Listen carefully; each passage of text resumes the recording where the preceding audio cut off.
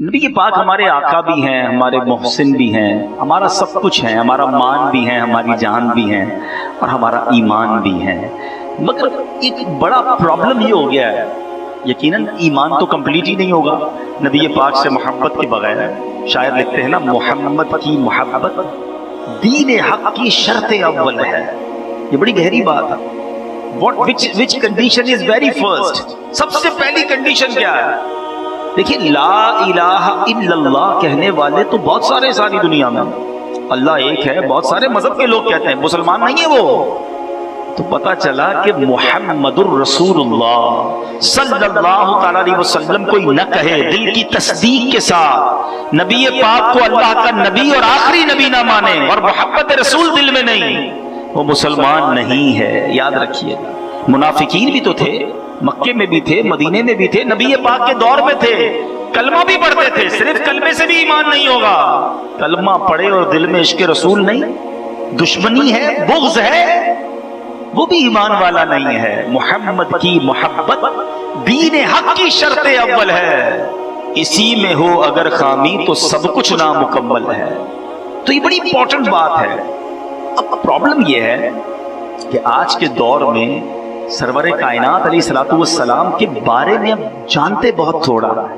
کلمہ تو پڑھ لیا، نعتیں بھی سنتے ہیں، اجتماع میں بھی آتے ہیں، لائٹیں بھی لگاتے ہیں، پرچم بھی لگاتے ہیں، لنگر بھی کرتے ہیں، بہت اچھی بات ہے، جلوس میں جاتے ہیں، بالکل ٹھیک ہے، جانا چاہیے۔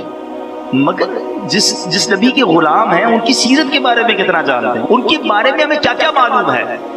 ہمیں بہت ساروں کے بارے میں بہت ساری باتیں پتہ ہیں۔ بدقسمتی یہ ہے کہ آج کے نوجوان سے پوچھو کہ بتائیے نبی پاک کی مکی زندگی کتنی تھی، مدنی زندگی کتنی تھی، پیارے آقا علیہ الصلوۃ والسلام کے کچھ خاندان کے بارے میں بتائیے، نبی پاک نے اعلان نبوت کب کیا، پہلی وحی کب آئی، پیارے آقا علیہ الصلوۃ والسلام جو ہے ان کے قریبی صحابہ کون تھے، غزوہ احد، غزوہ بدر، یہ سب کیسے ہوا؟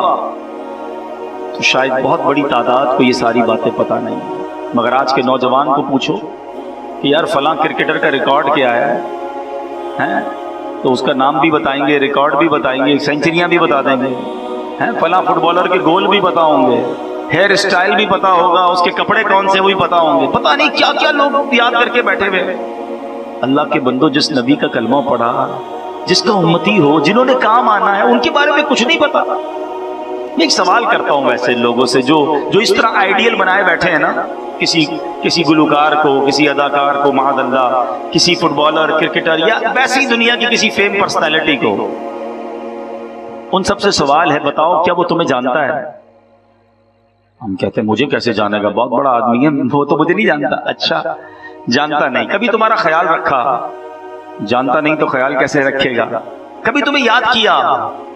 نہیں، وہ ہمیں کیسے یاد کرے گا؟ ہم ہی یاد کرتے رہتے ہیں اس کو، ہم ہی اس کو فالو کرتے رہتے ہیں، کبھی فیس بک پر، کبھی ٹویٹر پر، کبھی انسٹاگرام، بس اس کی باتیں سنتے رہتے ہیں، اس کی کلپ دیکھتے رہتے ہیں، اس کے فوٹو دیکھتے رہتے ہیں، وہ اسی کے پیچھے دیوانے ہیں۔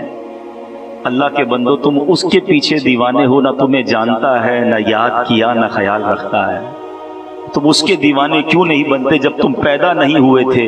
1450 سال پہلے جب ان کی ولادت ہوئی تو رب حبلی امتی کہتے ہوئے پیدا ہوئے، جو پیدا ہوتے وقت بھی تمہیں یاد کرتا رہا۔ ارے مدینے میں اور مکے میں راتوں کو جاگ جاگ کر اللہ کی بارگاہ میں آنسو بہا بہا کر وہ آقا ہمیں یاد کرتے رہے، آج قبر منور میں ہمیں یاد کر رہے ہیں، اور محشر کے دن بھی تلاش کر کر کے جنت میں ہمیں ساتھ لے جائیں گے۔ سبحان اللہ، ایسے حبیب جو ہمیں کبھی نہ بھولے۔ آج امتی ایسا لگتا ہے اپنے آقا کو بھلا بیٹھا ہے۔ سیدی اعلیٰ حضرت کا پیغام سنو، آپ فرماتے ہیں جو نہ بھولا ہم غریبوں کو رضا، ایٹ اینی لیول، کسی بھی جگہ پر پیارے آقا امتیوں کو نہیں بھولے۔ امتی ایسا لگتا ہے کہ پریکٹیکلی بھولتا جا رہا ہے، زبانی تو ہے یا پریکٹیکل میں کہیں نبی پاک کی تعلیمات نظر نہیں آ رہی۔ جو نہ بھولا ہم غریبوں کو رضا، یاد اس کی اپنی عادت کیجیے۔ ہمیں اپنی انداز میں، اپنی گفتار میں، اپنے کردار میں اپنے آقا علیہ الصلوۃ والسلام کو شامل کرنا ہے، ان کی عادتوں کو شامل کرنا ہے۔ جو مجھے سن رہے ہیں، میں کچھ مختصر، یقیناً پیارے آقا کی سیرت کو بیان کرنا کسی کی اوقات ہی نہیں ہے، وہ ساری زندگی بیان کرتا رہے تو بیان نہیں کر سکتا۔ وہ شاعر لکھتے ہیں نا، زندگیاں ختم ہوئیں اور کلب ٹوٹ گئے، آقا تیرے اوصاف کا ایک باب بھی پورا نہ ہوا۔ دلدار بڑے آئے، محبوب بڑے دیکھے، جو دیکھے سبھی تیرے قدموں میں پڑے دیکھے، ارباب نظر کو کوئی ایسا نہ ملے گا، بندے تو بہت مل جائیں گے پر آقا نہ ملے گا۔ تاریخ اگر ڈھونڈے گی ثانی محمد، کیا کمال کی بات لکھی ہے شعر میں، کئی لوگوں کے ثانی ریپلیکا، ان کے بعد ان کی خلا پورے کرنے والے آ ہی جاتے ہیں، لوگ کہتے ہیں یہ فلاں تھا اس کے بعد یہ آ گیا۔ تاریخ اگر ڈھونڈے گی ثانی محمد، ثانی تو بڑی چیز ہے، سایہ نہ ملے گا۔ تو اب نبی پاک کی سیرت بیان کرنا نہ اوقات ہے نہ الفاظ ہیں، مگر کچھ معلومات میں اضافہ ہو۔ آج سب سے پہلے نبی پاک علیہ السلام کے کچھ نسب کو سنتے ہیں۔ آپ سے میں پوچھوں بتائیے آپ کا نام کیا، آپ نام بتائیں گے، والد کا نام کیا بتائیے، دادا کا نام بھی شاید پتا ہوگا، کسی کو اپنے پردادا کا نام بھی پتا ہوگا۔ کیا نبی پاک کے خاندان کے بارے میں جانتے ہیں؟ ہمیں پتا ہونا چاہیے، ہماری معلومات ہونی چاہیے۔ نبی پاک علیہ السلام کا جو نسب نامہ ہے اپنے والد کی طرف سے کیا ہے؟ پیارے آقا علیہ السلام حضرت محمد صلی اللہ تعالی علیہ وسلم بن عبداللہ، یہ نبی پاک کے والد کا نام، بن عبد المطلب یہ دادا کا نام، بن ہاشم یہ پردادا کا نام، بن عبد مناف یہ ان کے والد۔ اب اسی طرح سلسلہ آگے چلے گا، آگے چل کر یہ دونوں سلسلے ایک ہو کر بن عدنان تک پہنچتے ہیں۔ اس کے بعد سبحان اللہ تمام مورخین کا اتفاق ہے کہ عدنان حضرت اسماعیل علیہ السلام کی اولاد میں سے ہیں۔ حضرت اسماعیل حضرت ابراہیم خلیل اللہ علی نبینا علیہ السلام کے فرزند ارجمن ہیں۔ نبی پاک کا نسب نامہ، آقا کا جو سارا خاندان ہے حضرت آدم سے لے کر نبی پاک ہر دور میں میرے آقا کے جو نسب میں والدین اور جد رہے، سارے پاک، سارے اشرف، سارے بلند خاندان والے رہے۔ پاکیزہ جوڑوں میں نبی پاک کا نور آتا گیا، اور سبحان اللہ پھر ربیع الاول کی وہ رات آئی، وہ 12ویں شب آئی، بی بی آمنہ کے بطن سے تشریف لائے اور اس سارے عالم کو جگمگ جگمگ کر دیا۔ سبحان اللہ پیارے آقا کا جو نسب و شرافت ہے تمام دنیا کے خاندانوں میں سب سے اشرف و اعلیٰ ہے۔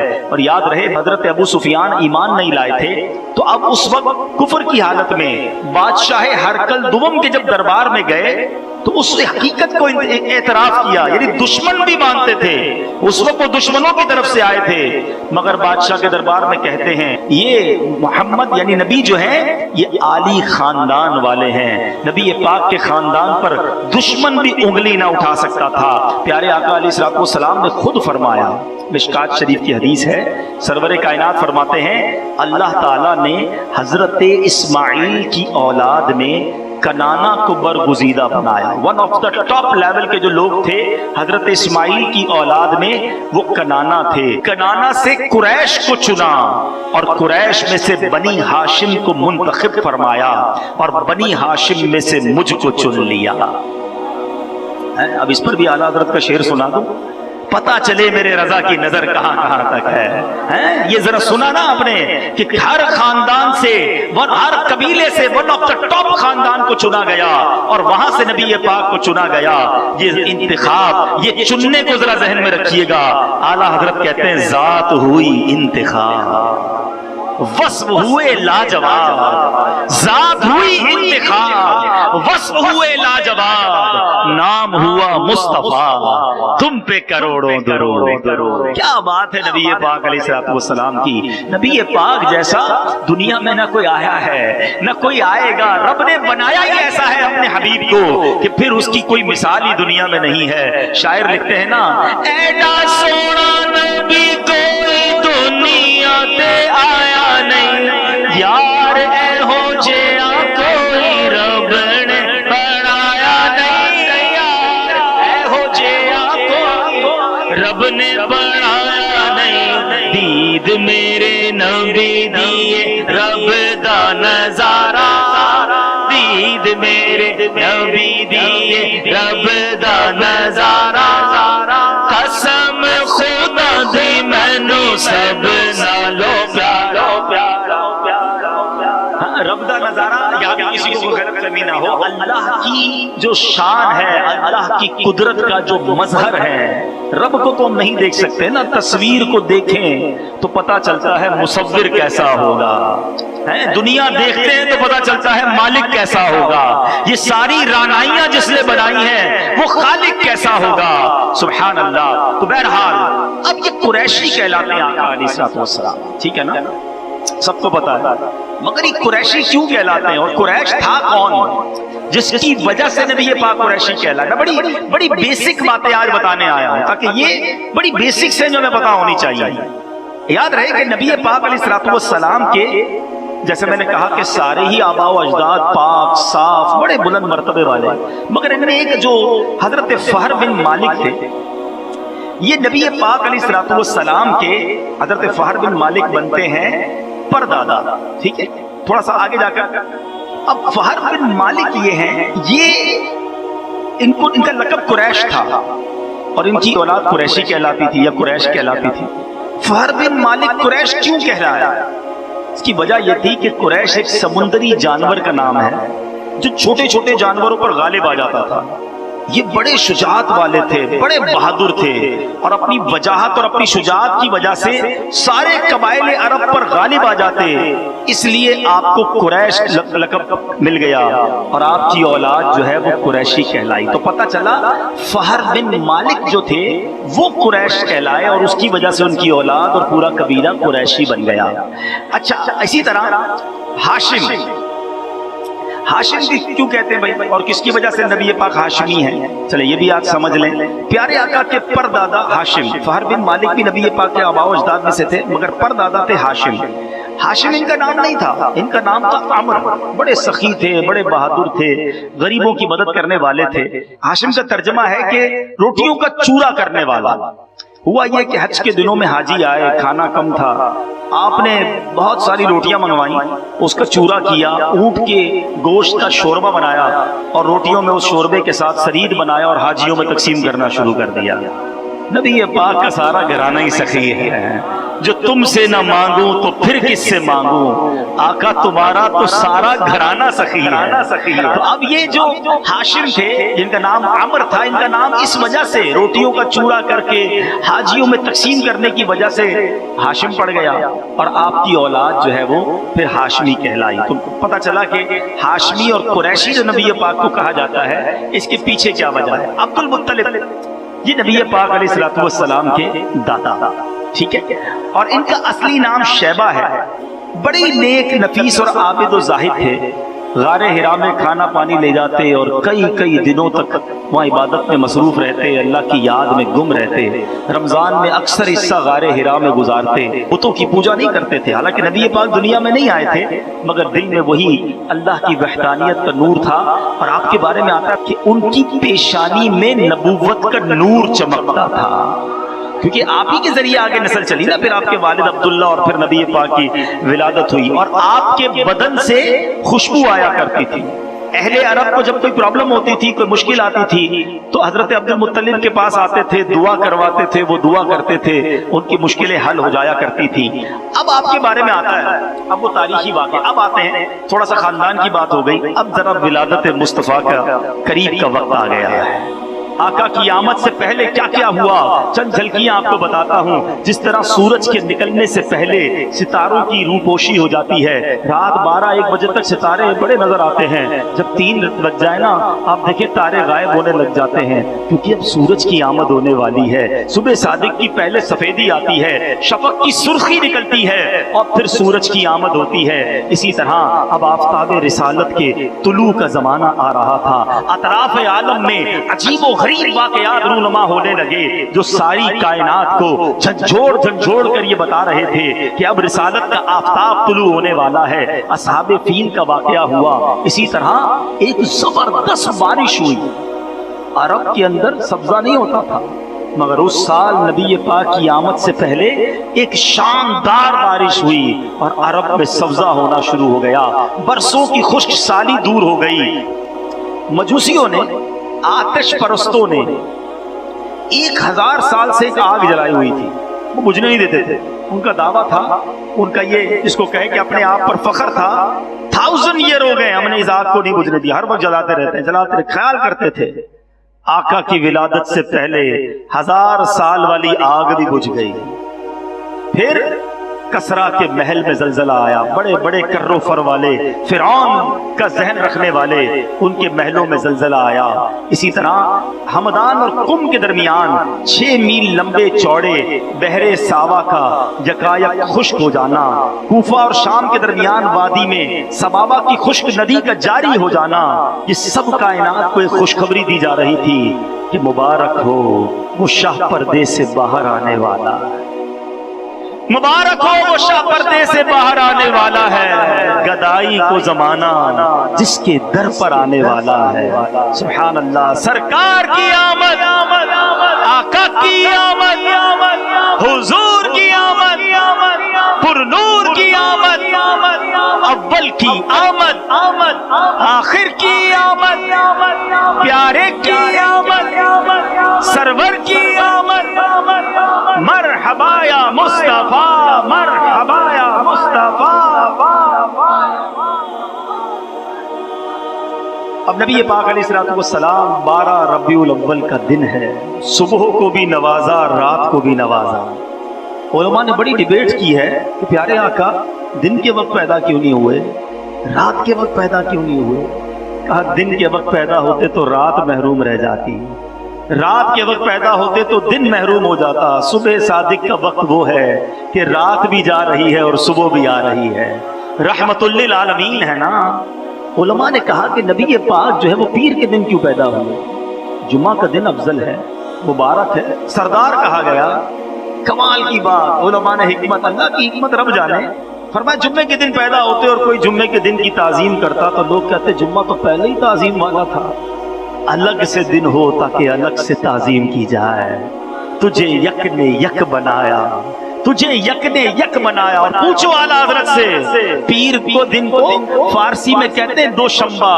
اعلیٰ حضرت کہتے ہیں واقعی جمعے کا دن بڑا عبادت والا ہے، بڑی رحمت والا ہے، گناہگاروں کی بخشش والا ہے. اللہ اللہ. مگر اعلیٰ حضرت کہتے ہیں میں بتاتا ہوں پیر کا دن کیا ہے. فرماتے ہیں جمعہ مکہ تھا عید اہل عبادت کے لیے. جمعہ مکہ تھا عید اہل عبادت کے لیے. مجرموں آؤ یہاں عید دوشنبہ دیکھو. آؤ مدینے میں پیر کے دن کا نظارہ دیکھو. آقا ہر پیر کو روزہ رکھتے. لوگ ہم سے پوچھتے میلاد کیوں مناتے ہو، لوگ ہم سے پوچھتے دن کیوں مناتے ہو. ارے ہم تو سال میں کچھ دن مناتے ہیں، آقا تو ہر ہفتے اپنا میلاد منایا کرتے، پیر کے دن روزہ رکھتے. صحابہ کہتے حضور آپ ہر پیر کو روزہ رکھتے ہیں. نبی پاک فرماتے ہیں پیر کے دن ہی میں پیدا ہوا تھا. میں دعا کرتا ہوں اللہ سے اللہ آپ کو اسی ربیع الاول میں مدینے کی حاضری عطا فرمائے. ارے پیر کے دن جاؤ مدینے میں. آج بھی 1450 سال گزر گئے ہیں، مسجد نبوی میں آج بھی دسترخوان بچھتا ہے. اہل مدینہ آج بھی پیر کے دن روزہ رکھتے ہیں. اور قربان جائیں امیر اہل سنت پر. یہ کیسی ہستی ہے جنہوں نے مدنی انعامات میں ہمیں عطا فرمایا کہ ہر پیر کو روزہ رکھنا ہے. آج بھی دعوت اسلامی والے والیاں مل کر ہزاروں عاشقان رسول ہر پیر کو روزہ رکھ کر گویا نبی پاک کی سنت پر بھی عمل کرتے ہیں اور میلاد بھی مناتے ہیں. اچھا اب عشق والی ایک اور بات بتاؤں. آقا نے مدینہ کیوں اختیار فرمایا؟ مکے میں ہی سب سے اللہ کا گھر مکے میں، مکے کا ذکر قرآن میں، مکے ہی میں نبی پاک رہتے، مکے ہی میں روزہ ہوتا آقا کا مزار شریف. فرمایا اگر مکے میں روزہ ہوتا تو لوگ کہتے ہیں کہ تو کعبے کی زیارت کو آئے ہیں ضمناً روزہ رسول پر بھی چلے جائیں گے. نہیں، اللہ کی رضا یہ ہے کہ محبوب کی بارگاہ میں حاضری کے لیے الگ سے سیپریٹ سفر کیا جائے.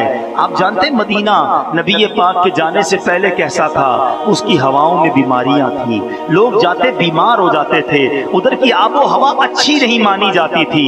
نبی پاک مدینے جا کر دعا کرتے ہیں اے اللہ ہمارے مدینے کی ہواؤں میں برکت دے دے، اے اللہ ہمارے مدینے میں برکت عطا فرما، اے اللہ ہمیں مدینے سے ایسی محبت دے جیسے مکے سے محبت ہے اس سے زیادہ محبت عطا فرما.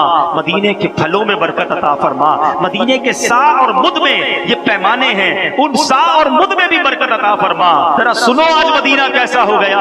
وہ مدینہ جب آقا گئے نہ تھے بیمار ہو جاتا تھا بندہ، آج مدینے بیمار کو لے جاؤ اسے شفا مل جاتی ہے. پہلے مدینے کی ہوا میں بیماری تھی، نبی پاک نے قدم لگا دیے مدینے کے غبار میں بھی شفا ہو گیا ہے. مولانا حسن رضا خان صاحب کا شعر ہے نا، فرماتے نہ ہو آرام جس بیمار کو سارے زمانے سے، سارے ہاسپٹل گھوم لیے ہو نا، سارے علاج کرا لیے ہو، اب کدھر جائیں؟ نہ ہو آرام جس بیمار کو سارے زمانے سے، اٹھا لے جائے تھوڑی خاک ان کے آستانے سے۔ ارے نبی پاک کا در تو آج گناہوں کی بھی شفا ہے اور جسمانی بیماریوں کو بھی شفا ہے۔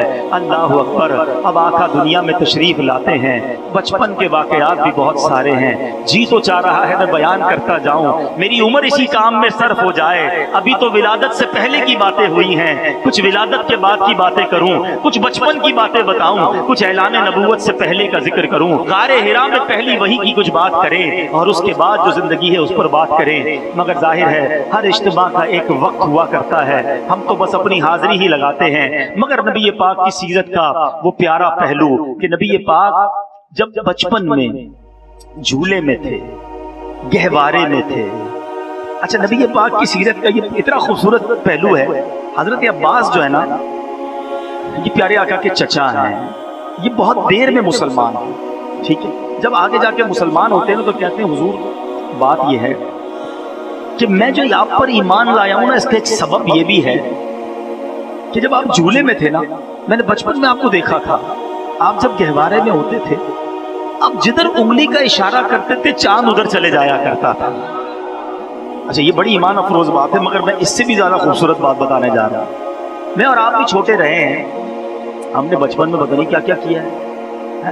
آپ سے کوئی کہے آپ جھولے میں یہ کرتے تھے، 1 سال کے تھے تو تم نے یہ کیا تھا، ہم شرمندہ ہو کے کہتے ہیں اچھا بھائی کیا ہوگا یار، اب ذرا عزت رکھ لو، سب کے سامنے نہیں بتاؤ۔ بچپن میں پتہ نہیں کیا کیا کیا، کس کو یاد ہے؟ 1-2 سال کی گہوارے کی باتیں، مگر میرے آقا کی شان دیکھو۔ آقا فرماتے میرے چچا ہاں، میں جدھر اشارہ کرتا چاند ادھر جاتا، بلکہ چاند مجھ سے باتیں کرتا تھا، میں اس سے باتیں کرتا تھا، وہ میرا دل بہلاتا تھا، میں اللہ کی بارگاہ میں چاند کے سجدہ کرنے کی آواز سنتا تھا۔ یہ احادیث کا مضمون میں نے آپ کو بیان کیا۔ آقا کو اس وقت کی باتیں بھی یاد ہیں، اور سبحان اللہ میرے آقا کو ایسا کمال ملے اور رضا کا قلم خاموش رہ جائے، یہ کیسے ہو سکتا ہے؟ وہ لکھتے ہیں چاند جھک جاتا جدھر انگلی اٹھاتے مہد میں، مہد کہتے ہیں جھولے کو، چاند جھک جاتا جدھر انگلی اٹھاتے مہد میں، کیا ہی چلتا تھا اشاروں پر کھلونا نور کا۔ اللہ کے حبیب کو کھلونا چاند عطا کیا گیا تھا، تو سوچو پھر کیسے اختیارات عطا کیے ہوں گے۔ تو بہرحال میرے بیچ اسلامی بھائیوں، آج جو بیان کرنے کا میرا مقصد تھا، میں ساری باتیں بیان نہیں کر سکتا، مگر کچھ چیزوں کو ہائی لائٹ کرنے آیا ہوں، آپ کے دلوں کے دروازے پر دستک دینے آیا ہوں۔ بتاؤ مجھے کتنا لطف آیا، کتنا سیکھنے کو ملا۔ کبھی یہ پاک کے خاندان کے بارے میں بھی پتا چلا، آقا کے جو خاندان کے لقب ہے ہاشمی قریشی، اس کے بارے میں بھی پتا چلا۔ اب مجھے بتاؤ، یہ سب باتیں پہلے نہیں پتا ہونی چاہیے تھی؟ ہمیں سیکھنا چاہیے، اور خاص طور پہ میں ایک دعوت دینے آیا ہوں کہ ربیع الاول کے مہینے میں خدا را 30 دن دے دو، نبی پاک کی سیرت کو پڑھیں، مرنے سے پہلے ایک بار تو جان لو کہ جس کا میں امتی ہوں ان کی حیات میں کیا کیا ہوا، کیا ان کی عادتیں تھیں، وہ دکھتے کیسے تھے، وہ بولتے کیسے تھے، ان کا انداز کیا تھا، ان کی عادتیں کیا تھیں، وہ اخلاق ان کے کیسے تھے، ان کی زندگی میں کیا کیا پیچ و خم آئے۔ ہم نہیں جانیں گے تو کون جانے گا؟ تو ایک مہینہ، کچھ دن، کچھ گھنٹے روز کے، آدھا گھنٹہ نکالیں۔ میں کتاب کا نام بھی آپ کو بتا دیتا ہوں، میں اسی کتاب سے بیان کیا ہے۔ کتاب کا نام ہے سیرت مصطفیٰ، ایک ہی جلد میں کتاب ہے، اور یہ حضرت عبد المصطفیٰ اعظمی صاحب نے لکھی ہے، مکتبۃ المدینہ سے آپ کو مل جائے گی۔ آپ خرید نہیں سکتے، بغیر پیسوں کے انٹرنیٹ سے ڈاؤن لوڈ کر لیں دعوت اسلامی کی ویب سائٹ۔ ہمیں پیسے نہیں چاہیے، ہمیں آپ کو علم سکھانا ہے، نبی پاک کی سیرت دل میں اتارنی ہے، کیونکہ وہ دل میں اتر گئی نا، اور یہ پڑھا ہوا ہوگا، یاد ہوگا، تو جھوٹ بولنے سے پہلے خیال ہو جائے گا کہ آقا تو سچ بولتے تھے، لڑائی جھگڑا کرنے سے پہلے خیال ہو جائے گا کہ سلام اس پر کہ جس نے گالیاں سن کر دعائیں دی۔ آقا تو دعائیں دیتے، ہم لڑنے نکلے، ہم جھگڑنے نکلے، دھوکہ دیتے وقت خیال آ جائے گا کہ نبی پاک تو فرماتے من غش فلیس منا، دھوکہ دینے والا ہم میں سے نہیں، میں کیسے دھوکہ دے سکتا ہوں؟ نماز چھوڑتے وقت خیال آ جائے گا کہ نبی پاک کا امتی ہوں، اور آقا فرماتے قرۃ عینی فی الصلاۃ، نماز میں میری آنکھوں کی ٹھنڈک ہے، کیسے نماز چھوڑ دوں؟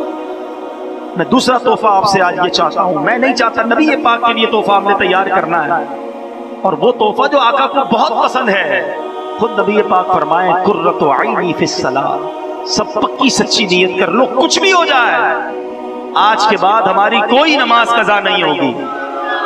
ایسا نہیں، ایسا نعرہ لگائیں کہ شیطان بھی ادھر سے دور بھاگ جائے، آج کے بعد ہماری کوئی نماز قضا نہیں ہوگی، نبی پاک کی سنت کے مطابق زندگی گزاریں گے، حرام روزی کے قریب بھی نہیں جائیں گے، جھوٹ نہیں بولیں گے، کبھی کسی کو دھوکہ نہیں دیں گے، نبی پاک کے سچے امتی بن کر مسلمانوں کی خیر خواہی کریں گے۔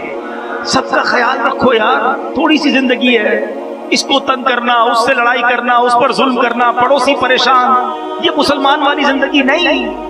بزرگ کہتے ہیں نا، سب کا بھلا، سب کی خیر، سب کے بھلے میں اپنی خیر، آپ سب کا بھلا سوچے، آپ کا ویسے ہی بھلا ہو جائے گا، جو دوسروں کا برا سوچتا ہے نا اس کا ویسے ہی بیڑا گرک ہو جاتا ہے۔